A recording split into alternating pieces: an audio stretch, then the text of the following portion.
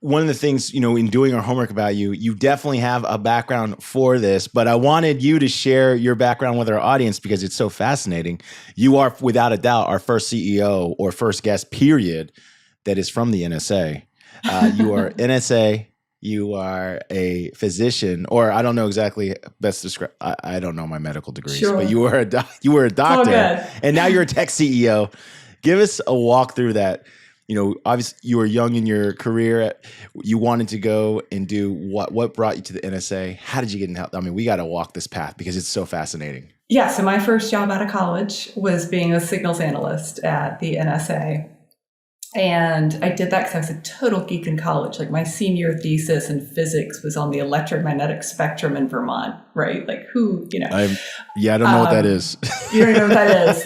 It's like listening to all of the electromagnetic waves out there and figuring out what they are, right? What's a radio wave? What are communications? And cataloging and explaining all of that. So I was really a geek. And so the NSA, I went and was a signals analyst. So sort of like that movie Snowden, that kind of stuff, right? And, I went there, I think, because sort of the thread throughout my career is I'm always looking at like, what are problems I can work on that make a difference? And that felt like a place where I could make a difference, right? Through being a scientist.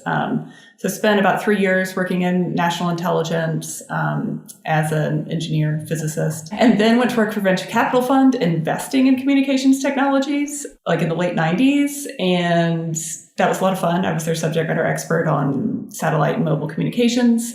But I really missed science, and I decided it was time to go back to graduate school. I was interested in healthcare. It's like science with people. And thought I would have a career in academia. So did a joint MD, PhD. My PhD work is in gene therapy, and went on to train clinically in OBGYN. And in that clinical care, became really interested in like what a terrible job we do of using data in healthcare. And so that's what sort of brought me full circle. Is it was right at the time that all of our health records were being digitized, right? Going from paper to electronic health records for the first time. And it was such a miss, right? So much promise of digitizing that data and such little thought into the interfaces to those systems and how clinicians use them and how it impacts the workflow and the way that doctors engage with patients. And you've probably experienced that, right? You go to your doctor and they're staring at the computer screen more than they're looking you in the eye because they're having to do all this data entry. I want you to explain for us why that is, or I guess how it is, because we as patients have been there. We've been to the doctor where you feel like they should know more about you, but they seemingly don't. And they have to look up your record, even though you've been there before. Sometimes you're filling out long paper forms, which then get handed to a person who I guess like keys that information in. And we know it doesn't transfer. Like if I were to move, for example, I'm even moving locally, right? If I moved from a townhouse to a normal house and I was changing towns, but not cities, but like there was no way to get my medical record there. It was a kind of a complicated process. Okay. What's it like, I guess, from the doctor, the physician side? Like you're on the other side of this. You're using all these tools and systems. Tell us what they're seeing. Tell us why it's, I guess, such a challenge. I think the fundamental problem is that when we digitized all of these health records, we did it through the lens of how physicians get paid, right? We did it through the lens of this transactional lens of let's build a system that's going to capture the data to bill for that encounter. And that's really how most of those systems were architected. They weren't architected around a patient walks through the door.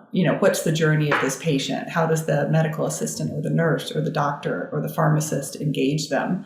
It's all around transaction.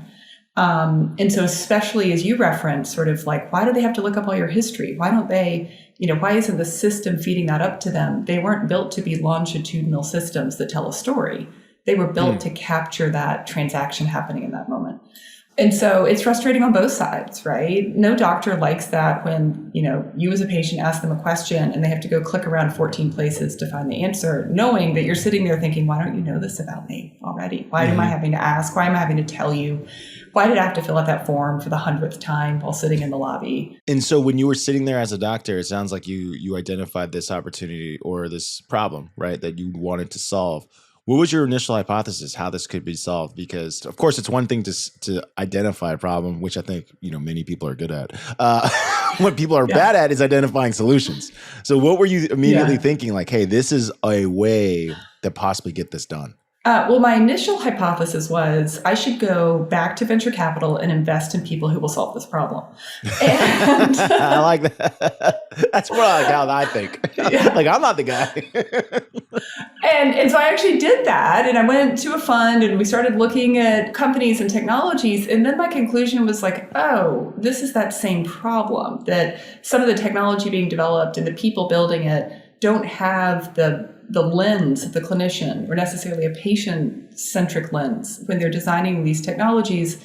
And we're going to keep making the same mistake. We're going to keep building things that we can, it's kind of like the solution looking for a problem, right? I can build a technology that's super cool and integrates all this data, but if I don't understand in a very empathetic way the problem that I'm trying to solve for that clinician, and I don't understand their workflow, I'm probably not going to build the right solution. So I tried to take the easy path of like, let me go help invest in people. And then I realized we need more clinicians who are recognizing the problem and are willing to, step out fully as I did, or in part as many other physician entrepreneurs have done, to be part of the solutioning. What did you, I guess, there's kind of like this moment for a lot of entrepreneurs when they're about to embark and they think to themselves, hey, I'm going to build this. What were you thinking you were going to build? What was like your dream, I guess, interface or solution set or experience that a physician could then be like, yeah, this is optimized.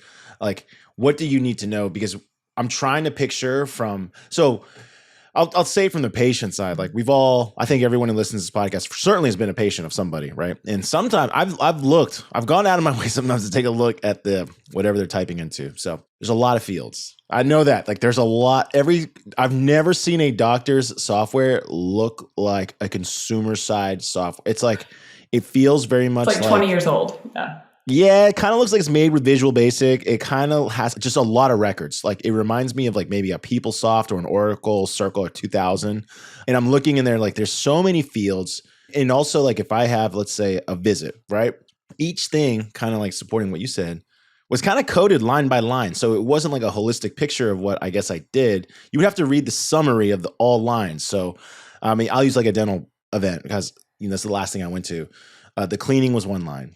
The x-rays were another line. I think my patient records might have been on another form. I don't know. Like, it was just like, this is what you got treated with, which what you just said makes total sense. Cause I bet you that's how they bill it. They just take this form and they bill it to the insurance company.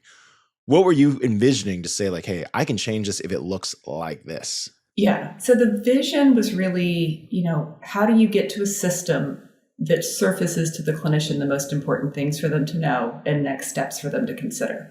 And, I'm really sensitive to and have utmost respect for sort of that patient-clinician relationship, for the human element of medicine. And I don't think our goal should be to replace that. But just versus the time when I trained to today, when I trained, we carried the little pocket guides, right? The pharmacopoeia and the Maxwell's medicine that sort of had the key things you needed to know about medicine. Like, can you imagine that, right? We didn't have smartphones. If someone pulled that out, I'd be nervous. Yeah. The amount of data that exists about any one of us as a patient, and then imagine the amount of literature and evidence that's out there that might be relevant to the treatment of that patient, makes the concept that I had 10 years ago seem kind of, laughable and not as aspirational, right? But the concept was that these systems should be able to ingest all this data and present to the clinician, here's the most urgent need, the most important thing, here's where this patient would benefit from a change in, medicine or needs an additional screening, or look what's happening with them at home. They're hypertensive here in the clinic and then they go home and their blood pressure is always fine. That's important data that clinician needs to know. So that was where I was coming from. And it's interesting to look back because we didn't have all this Internet of Things and connected devices back then. So it was really hard to achieve that, but that was the goal. Hey, thanks for watching. This segment is brought to us by Salesforce Platform. Visit salesforce.com/newsletter to discover timely insights and useful tips tailored to your role. Subscribe to this channel and get more great IT and tech interviews with top industry leaders.